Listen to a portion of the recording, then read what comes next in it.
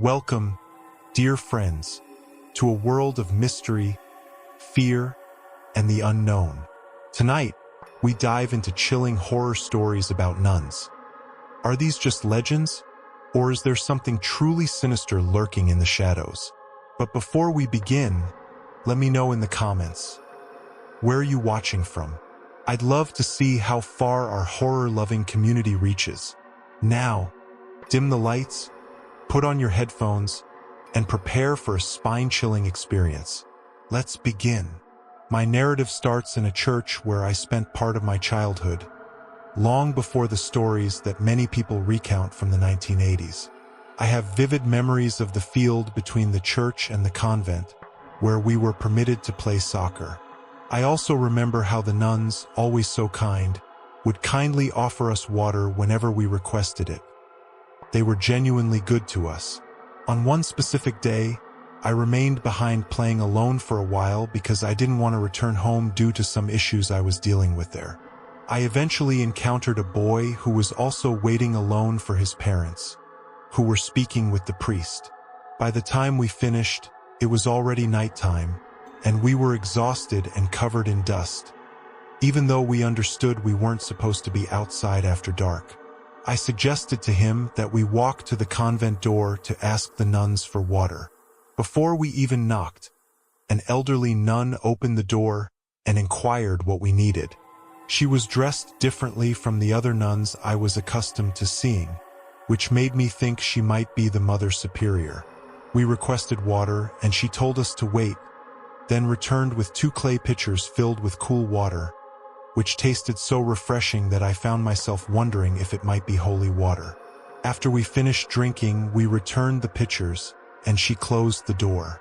Inside was dark, and I imagined that by that time, most of the nuns were probably already asleep. Shortly afterward, the boy's parents exited the church and called for him. It was very dark, and I had no further reasons to linger outside, so I finally went home. I was scolded for being late and didn't go back to the church to play soccer for nearly a week.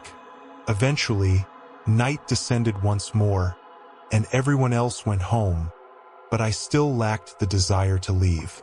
I sat on the sidewalk. Even though I wasn't thirsty, I recalled how refreshing that water had been and how good it had made me feel. I decided to take advantage of the nun's kindness and approached the door to request water again. But no one responded. I rang the bell a second time and still nothing happened. Suddenly, I noticed a silhouette emerging from behind me, coming from the dark field where we used to play. It was a nun I recognized well, the one who always seemed angry and made me feel uncomfortable. She asked sharply what I was doing there ringing the bell so late. I explained that I simply wanted a bit of water. She replied that at this hour, they couldn't give me any because everyone was asleep and she was the only one still awake finishing some tasks. She added that it was highly inappropriate for me to be knocking at such a late hour. I mentioned that just a few days prior, someone had opened the door at the same time and offered me water. She was about to shut the door on me, but when she heard that, she hesitated, reopened the door, and asked if I was telling the truth. I assured her that I was. She then inquired who had responded, and I described the elderly nun along with her clothing. For a brief moment, I noticed a sorrowful smile appear on her face and tears welling in her eyes, but she quickly assumed a stern demeanor again. She insisted that there was no nun resembling the one I had portrayed and reiterated that I should not ring the bell so late. That was all I saw. But later I learned that on that initial night, I might have encountered something very peculiar. At that time, several children who played there in the evenings had already reported sighting the identical nun in garments from another era, watching them from the shadows. The legend of the nun who appeared at night was widely recognized, which is why no one stayed after sunset. However, of all the people I knew, only that boy who once saw her and I ever had direct interactions with her, sufficiently enough to have even accepted the water she offered us. This is my tale, or rather, my grandfather's tale. At the end of 2020, My grandfather passed away due to COVID. It was a challenging time for all of us. True to his character, just as he lived his life on his own terms, he also decided how to depart it. Instead of going to a hospital, where at that time people were admitted but seldom returned, and where even the deceased could not be reclaimed by their families, he told his children he was returning to the small rural town in New Mexico where his old house remained abandoned, yet waiting for him. It was there that he died, and it was there we laid him to rest. While we were in that small town in that house, one of my grandfather's stories resurfaced in my memory. He always claimed to have encountered the paranormal only twice in his life, but as he expressed it, those 2 instances were more than sufficient. This particular narrative dates back to his childhood and unfolded just a few steps from the house where he later resided, the one I knew. His childhood home was an old adobe structure, of which only remnants remain now. If that town is small today, back then it consisted of merely a handful of scattered homes across a vast plain surrounded by distant mountains. When there was no work available in the fields, his father would go to the city to find construction jobs. It was during one of these trips, when his mother remained behind to care for him, at 7 years old, his older sister who was 9 and his baby brother who was only 1 year old, that this story occurred. The baby's name was Nick, and from the moment he was born, Nick was delicate and ill. At 6 months old, his birth had nearly cost both his and his mother's lives. My grandfather recalled that it took a while before he and his sister could finally meet Nick, since the baby had to stay in a hospital in the city for a month. He was always unwell, poor little Nick, my grandfather would say.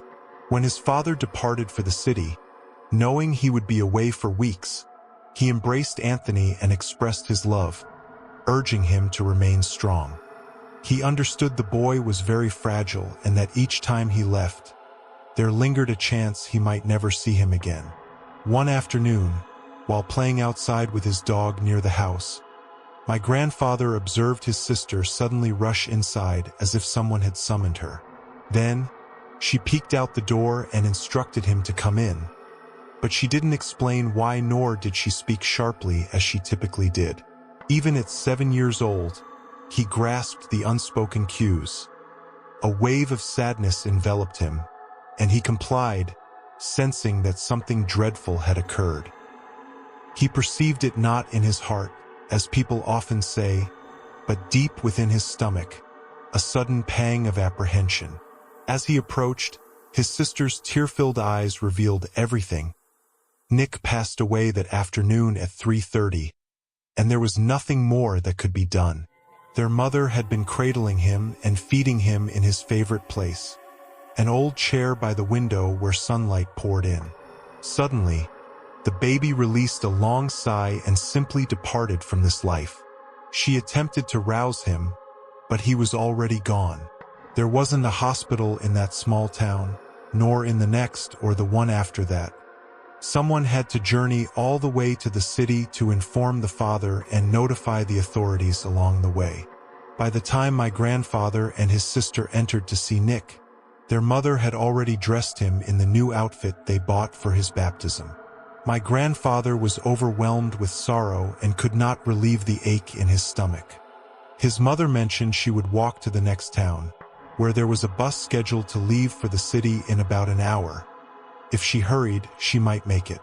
My grandfather recalled how he missed their little donkey, which used to take them everywhere, as it would have been helpful, but they had sold it when Nick was born.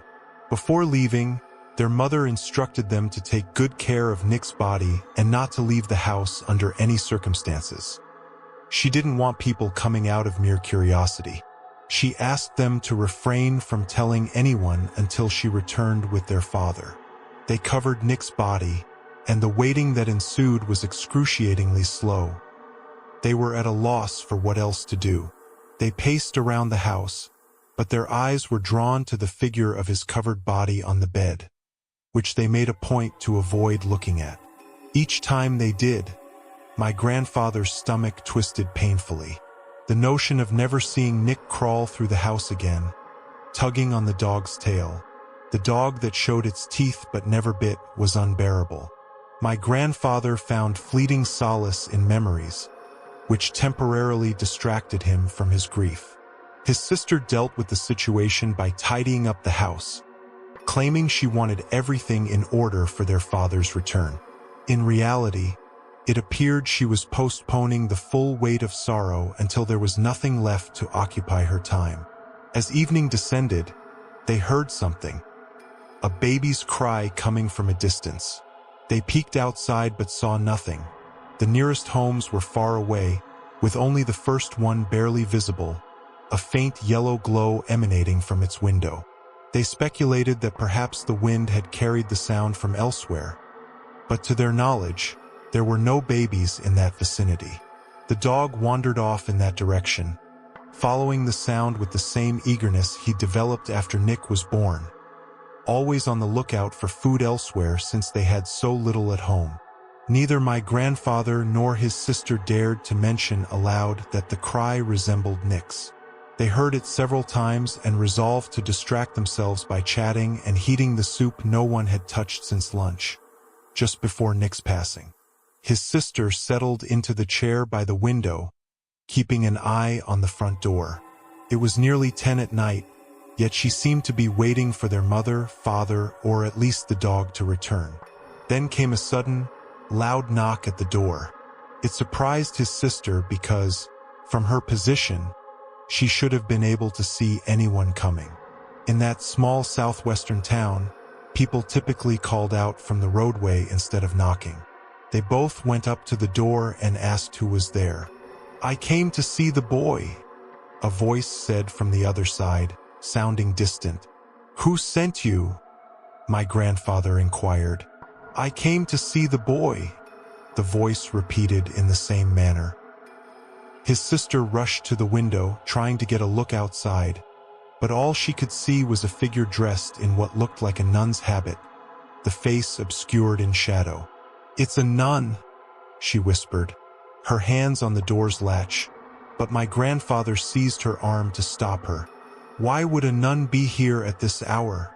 he asked. His sister speculated that perhaps their mother had encountered a nun on her way and sent her to assist or to baptize Nick. "No, wait, don't open the door," my grandfather insisted. She hesitated and called out again. "Who sent you? Did you meet our mother?" "I came to see the boy," the voice repeated. They both sensed that something was wrong.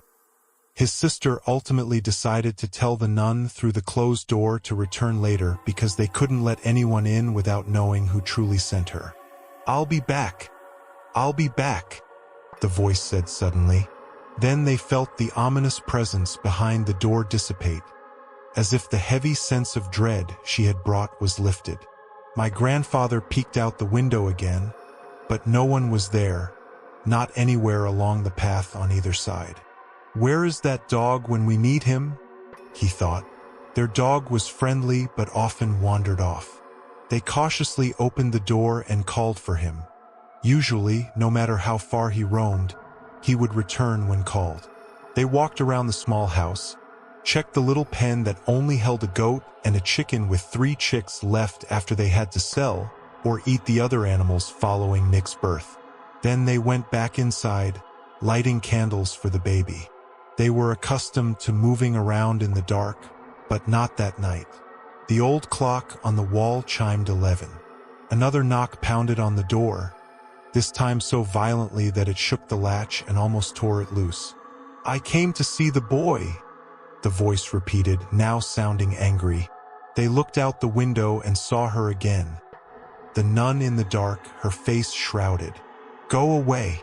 Why are you pounding on our door? Who do you think you are?" My grandfather's sister shouted. "I came to see the boy," the voice said as the door shook more violently, as though she might tear it from its hinges. They had only a dull knife and a stray dog to protect themselves, gripping that worn-out knife as tightly as they could with their small hands. "I'll be back. I'll be back," the voice said once more. They dashed to the window, carefully peeking out. The nun was still standing at the entrance but turned her head as if scanning both sides of the road before glancing back at the house. They crouched down so she wouldn't see them, but even then, they couldn't catch a view of her face. What if it really is a nun? Are we going to hell for not letting her in? My grandfather inquired, now uncertain, and his sister reassured him, stating they just had to hold on a little longer. Certainly, their mother was on her way. There was something deeply unsettling about this woman. His sister remembered a tale a friend had shared about a lamenting spirit that had come through their town once. They hadn't heard any cries that night, but they felt the same sense of foreboding. People say that if you can't see a ghost, you can at least sense its presence. And even in his old age, my grandfather held onto that belief. He would often tell me to burn Palo Santo at home whenever I felt anxious, convinced that it meant spirits were nearby. Fearing the nun might return before their parents got there, my grandfather dashed to the pen outside in search of a hatchet, while his sister remained by the door. They barricaded it once more, pushing a piece of furniture in front of it.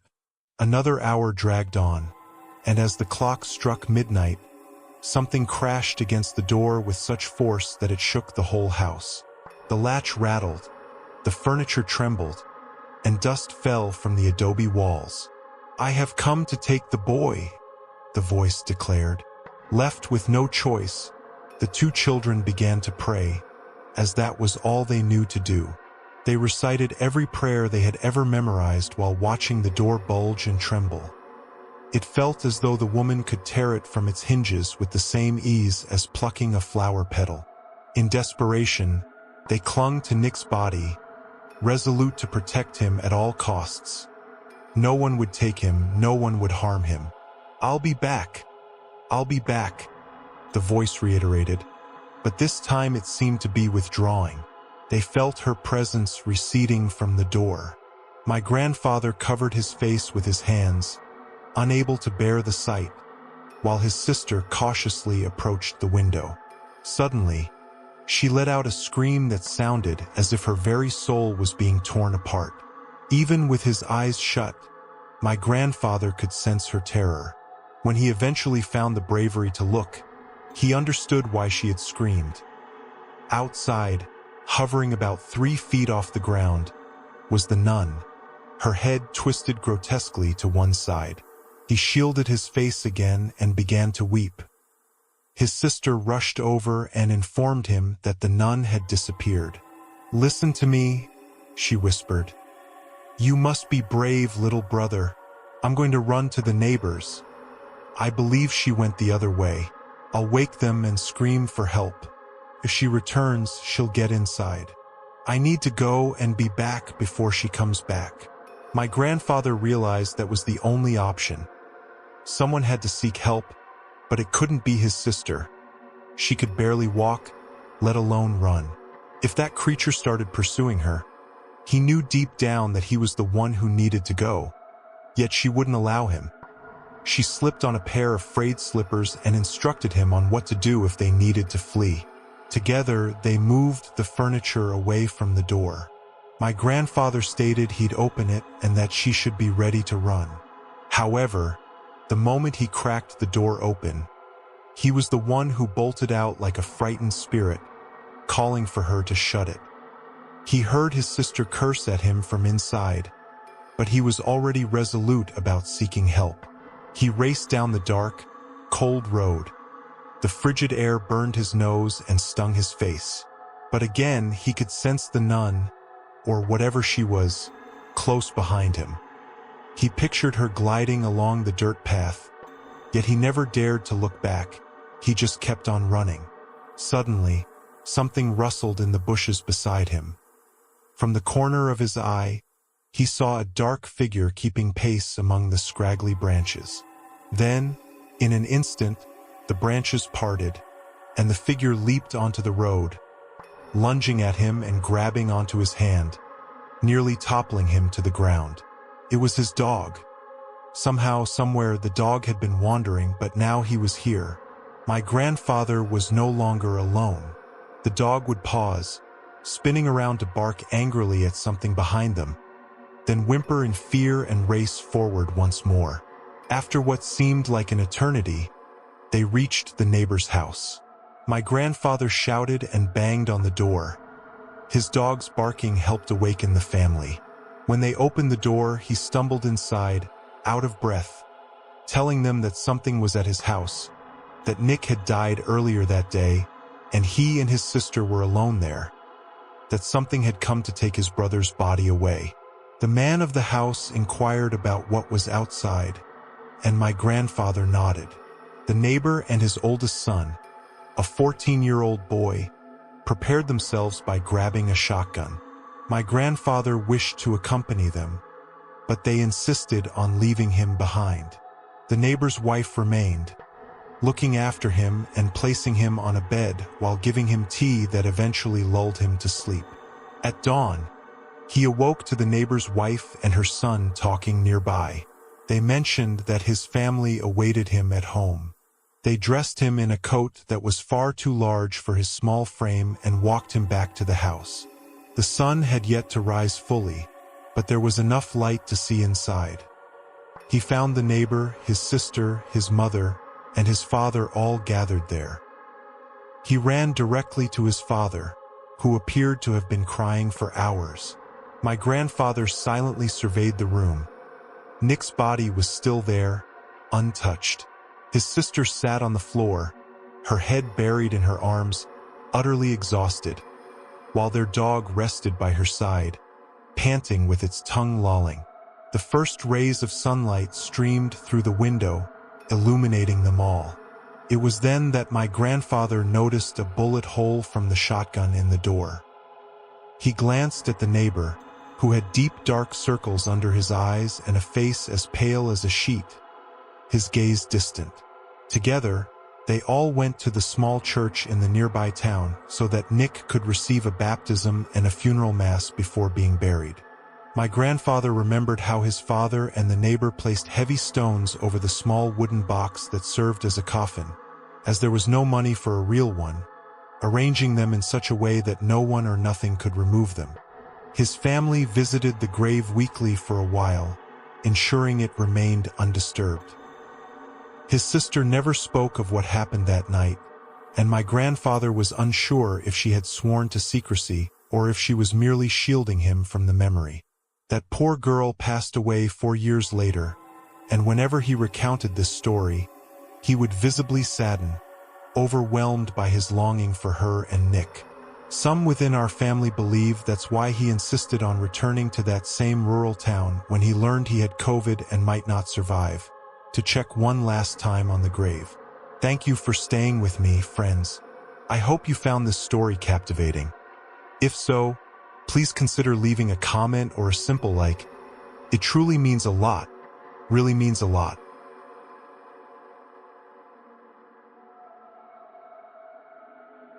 Hey everyone, I'd like to tell you a story about something that happened to me and some of my catechism classmates when we were young. I was 10 years old at the time, one of the older kids in our group, and now at 28, I still recall every detail as if it occurred just yesterday. Each time I share this story, I get chills because the fear I felt back then still lingers, and reliving those moments brings back the same terror and nightmares. Nonetheless, here's my story. My mother would take me to catechism classes every Saturday at a small church located in a quiet town in Massachusetts, which was near our house. Sometimes I would walk there with friends from my street. The church was situated at the edge of our neighborhood, with nothing but wild fields behind it. Behind the church stood a small building that had previously been a convent, but by then it had fallen into disuse. We were strictly prohibited from entering it, and it was always locked. Our catechism classes occurred outside in front of the church, which we appreciated because, as kids, we disliked feeling confined. The lessons were conducted by nuns, and on my first day, I attended with a friend from next door. Before class started, we would always sing inside the church and recite a few prayers. Everything seemed normal until I felt uneasy about something. Behind the altar, where the priest presides over Mass, There was a door, and through that door, I noticed a nun staring at me with a very icy expression. She was pale and had deep dark eyes that seemed to never leave me, which unsettled me. I mentioned this to my friend, and he spotted her as well, assuming she might be the head of the other nuns. As kids, we weren't familiar with the term Mother Superior, and being our first day, we thought she was simply watching over the others. We didn't think too much about it, yet we both agreed that she was intimidating and quite frightening. Class commenced, and we moved to the courtyard with our catechist, a young and cheerful nun whom everyone adored. She often had us color pictures, which was enjoyable for us. While we were coloring, my friend nudged me and whispered for me to look. He pointed to the building behind the church, and there she was again, the same nun, standing and observing us. We were certain it was her since we were close enough to see her pale face and the eerie way she stood there, motionless and unblinking. It sent chills down our spines, particularly since we were only 10 years old. I told my friend not to look at her, hoping that if we ignored her, she would stop staring. We were frightened, plain and simple. We kept coloring, and after a few moments, I glanced back, and she had vanished. During our 30-minute break, when we should have been eating, we often slipped away to play soccer with kids from different groups. That day, I was the goalkeeper with my back turned to the church and the old convent. Suddenly, someone kicked the ball with such power that it flew over into the convent's yard. Naturally, it fell upon me to retrieve the ball.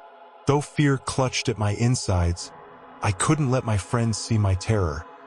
Kids can be cruel, and I didn't want to become the target of their laughter.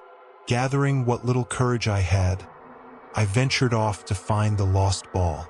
Each step away from my friends felt heavier, amplifying the dread knotting in my stomach. I searched high and low, but the ball seemed to vanish into thin air. Before long, I found myself behind the church, out of sight from my friends and swallowed by an oppressive silence.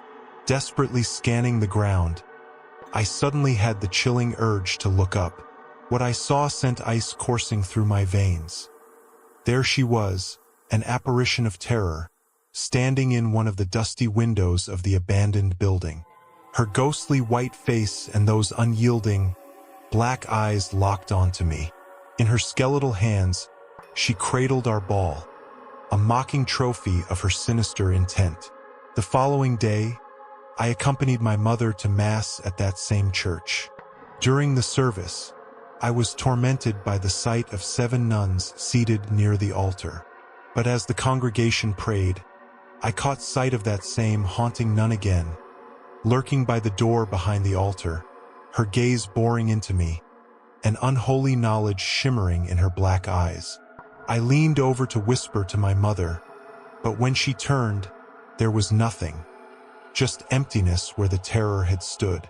She scolded me for speaking during Mass, oblivious to the horror I had witnessed. After the service, the church held a small food fair for fundraising. As my friends and I gathered, a slightly older boy approached, his expression uneasy. He asked if we'd seen the nun who lurked behind the abandoned building. Utter disbelief turned to shock as my friends admitted to seeing her too, their eyes wide with dread. We realized we weren't alone in this nightmare. The older boy proposed we meet later to search for the ball and unravel the mysteries of the cursed building. Anticipation and fear mixed within us, and we agreed, thinking it would be an adventure. In the end, only 4 of us dared to go. I, my friend, the boy who'd lost the ball, and the older boy who had stirred our curiosity. Little did we know, we were stepping into a darker realm than we could ever imagine. As dusk settled over our small town, the unsettling quiet was punctuated only by the distant chime of the clock striking 6. My mother had reluctantly granted me permission to linger outside until 8, my usual curfew. But by the time my friends and I arrived at the old church, it loomed before us, its doors firmly locked, an impenetrable fortress shrouded in shadows. The sky above was a grim slate, heavy with clouds that threatened rain and deepened the chilling atmosphere that surrounded us. For children, alone and uneasy, the oldest boy suggested we split up to search for the lost soccer ball. He and the ball's owner ventured around the rear of the building, while my friend and I hesitantly explored the front. Despite my heart pounding in my chest, I forced myself to act brave, though my friend mirrored my apprehension. Suddenly, screams shattered the silence, piercing through the oppressive air. We raced towards the sound, dread coiling tighter in my stomach. The two boys were pale and breathless as they recounted their encounter. A nun had appeared, peering from the corner of the building. One boy's voice trembled as he described her crooked smile, revealing teeth that resembled jagged stones. Fear gripped him. He tossed aside the ball and dashed home. The air grew thick with unease as we debated whether to leave, but the oldest boy's taunt lingered in the air, challenging our bravery. Stay and uncover the mystery of the woman. Paralyzed with fear, my heart raced so violently I thought I might faint. The instinct to flee battled with the terror of being chased. Just when the dread felt insurmountable, I heard my friend calling my name, slicing through the terror like a knife. He appeared, rushing toward me with questions about the ball. I couldn't muster a word. I just stared dumbly at the window that had now grown frighteningly empty. The nun had vanished without a trace. I told my friend I hadn't found the ball and that I'd searched everywhere. He was eager to help, but deep down I knew it was a lost cause. We returned, empty-handed, only to face the wrath of the boy whose ball it was. He berated us for losing it, panic rising in his chest at the thought of his mother's anger. Then, the bell rang, slicing through the tension and signaling the end of break. We reluctantly headed back to class, agreeing to resume the search afterward. Later, we ventured behind the church again, but our quest was interrupted by the cleaning lady. She glared at us, warning us that we weren't allowed to be there. When we explained our search for the ball, she simply smiled bleakly and said, "Oh, children, I don't think you'll ever find that ball. You'd best go home. This place is off limits." Confusion hung heavy in the air, but we didn't press her for more. Instead, we left, a chill creeping down our spines. Reluctantly, we remained, driven by a desperate need to prove our courage. The heavy door resisted our frantic pushes, every attempt failing against the metal and wood. Shadows stretched long as night began to envelop us, intensifying the oppressive dread. Then, from behind the church, where a gnarled tree stood sentinel, we heard it. A crunching of leaves underfoot and a haunting wail like the lament of a tormented soul. Our instincts screamed at us to flee, but instead, we crept toward the sound, drawn in by a sickening curiosity. What we discovered would linger in my mind like a relentless nightmare. There she was, the same woman from before, hanging lifelessly from the tree, a rope cruelly constricting her neck. But her face twisted into a grotesque smile, sinister and unnerving, as if relishing our horror.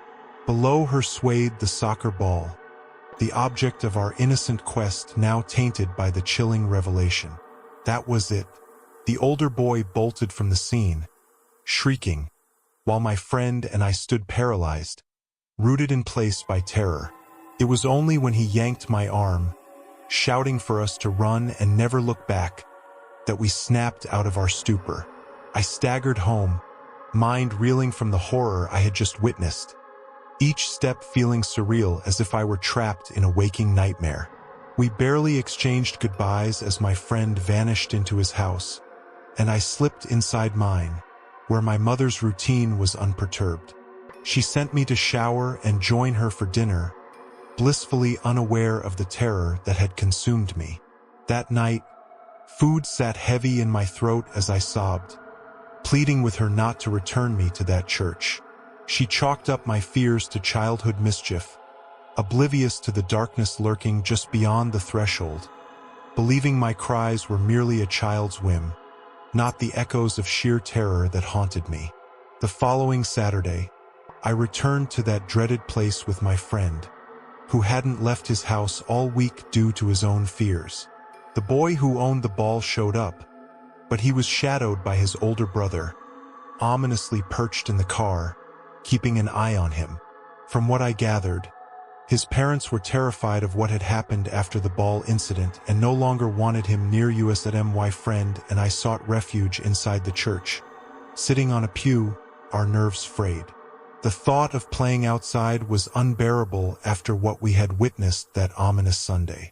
As we whispered to each other about our terrifying experience, the church caretaker approached, his presence sending chills down my spine. He scolded us harshly, warning that we should never have ventured there at that late hour. With a grave tone, he revealed the horrifying truth. The nun we'd encountered was long dead, having passed away years ago in the convent. He insisted she was filled with malice, having despised children in life. We made a hasty vow never to return, fearing the wrath of whatever haunted that place. Time passed, and eventually I made my first communion, yet that church haunted my thoughts. When my family moved to a larger home, I thought I had escaped those memories, but years later, while I was in college, I ran into my childhood friend, the one who had shared that nightmarish experience with me. As we reminisced, he revealed he still suffered from nightmares of the nun, believing he was the sole bearer of that horror. To my shock, he recounted how his younger sister had also joined catechism there and had her own close brush with fear. She claimed that a menacing nun was always lurking just beyond their sight, watching them from the building behind the church. One chilling encounter had left his sister and her friends paralyzed with terror. While carrying donations into that sinister building, they heard a voice beckoning from a locked room. "Come here, open the door." In sheer panic, they dropped their bags and fled, knowing that no one could have been inside that locked space. They were convinced it was the same evil nun, intent on doing them harm. It was horrifying to learn that the specter of the nun lingered, tormenting those who dared to venture near. My friend shared how the nuns who actually taught the children were mere teenagers, and they had heard stories about the spirit haunting the grounds. Her name was Rebecca, and she had never wanted to be a nun. Her parents, wishing to rid themselves of her, had forced her into the convent. One terrible day, Rebecca discovered she was pregnant, and when the Mother Superior learned of this, she expelled her with contempt. Rebecca pleaded for mercy, vowing to rid herself of the child, but this only fueled the Mother Superior's disgust. In a fit of rage, she threw Rebecca's belongings out the window, banishing her on a frigid winter night. But Rebecca never truly left. The next day, her lifeless body was discovered dangling from the very tree that still stands in the churchyard, a chilling testament to her unfulfilled life and despair. The tale is straight out of a horror movie, and as I absorbed the details, my terror deepened. I vividly recalled her cold, malevolent face and felt the icy grip of fear wash over me once more. So many years had passed, yet I was convinced that Rebecca's spirit remained shackled to that wretched place. A reminder that those who lose their life in agony can become trapped, forever bound to the location of their suffering. I felt it in my bones. This was a reality that could not be denied. This is the tale of my parents' small town, a place that now lies in ruins just an hour away from Philadelphia. Since their childhood, my parents have always talked about a deserted convent that was once home to impoverished cloistered nuns in the last century. Although it was still under the church's authority, its role had transformed into something very private, and no one truly understood why. The truth is that whenever someone in town became gravely ill with no hope left, they were taken there. According to local legends, there was a miraculous statue. When my parents were teens, a significant scandal rocked the heart of town. Two thieves arrived in tears, pleading for forgiveness. At that time, it was unclear what they had done, but they were arrested as an investigation commenced. Church authorities pursued them, and that's when the reality came to light. Not only what those men had committed, but also the secret that the convent had been safeguarding. Only a select few were allowed to witness it: the mummified body of a nun, inexplicably preserved in immaculate condition. The other nuns had departed from the convent long ago, but she remained there, deemed miraculous, and the Vatican was rumored to be considering her for beatification. The nun held something between her hands over her chest: a golden cross adorned with precious stones, a gift from her family when she took her vows. It was said that she came from a noble and incredibly wealthy lineage. Among the few who had seen her were mainly relatives of the sick. Word about the jewels she possessed began to circulate, becoming increasingly embellished with each retelling. Eventually, that tale reached the ears of two thieves from a neighboring town known for their unsavory deeds. They started observing the place, watching the comings and goings in a small town where security wasn't typically a major concern. One night, they infiltrated the convent, searching everywhere until they discovered the holy nun. They opened the large glass coffin where she lay and took the jewel, a single piece, not nearly as grand as the story suggested, but still valuable enough. However, they were spotted while escaping and fled the town. Rather than returning to their own town where they feared an ambush, they chose to hide in the nearby hillside and spend the night there. They didn't light a fire to avoid revealing their location, opting instead to sleep in a small cave they knew well, just a few yards deep with a narrow entrance, sufficient to shield them from their pursuers and the cold. In the middle of the night, something roused them from sleep. When they opened their eyes, they saw a figure standing at the cave's entrance, the silhouette of a nun.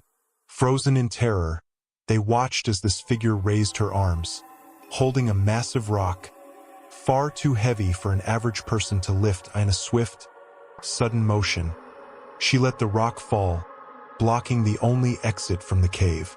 In desperation, the two men began to scream, pleading for forgiveness, their voices giving out as they shouted. They clawed at the stone until their nails bled, but the rock remained immovable. With no way to push it aside, they accepted their grim fate, death, and maybe even hell. Just then, the rock was unexpectedly moved. Covered in blood and fear, the thieves were rescued by two traveling merchants who had steered clear of that path due to warnings about thieves. Using a rope and a horse, they managed to shift the boulder. The thieves, without even thanking their rescuers, rushed back to town to return the stolen cross. However, their actions carried a lasting consequence.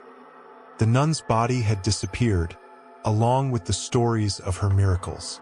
My parents told me that the entire incident was quickly covered up because the town felt ashamed, especially since it was not typical behavior for a saint to seal living people in a cave, even if they were thieves. Among the children, a legend began to form that if you stayed out too late at night, the nun would appear to stop you from coming home. While it could have just become another myth, it's wise to be cautious on your way back tonight. If you're out too late, the nun might still come looking for revenge.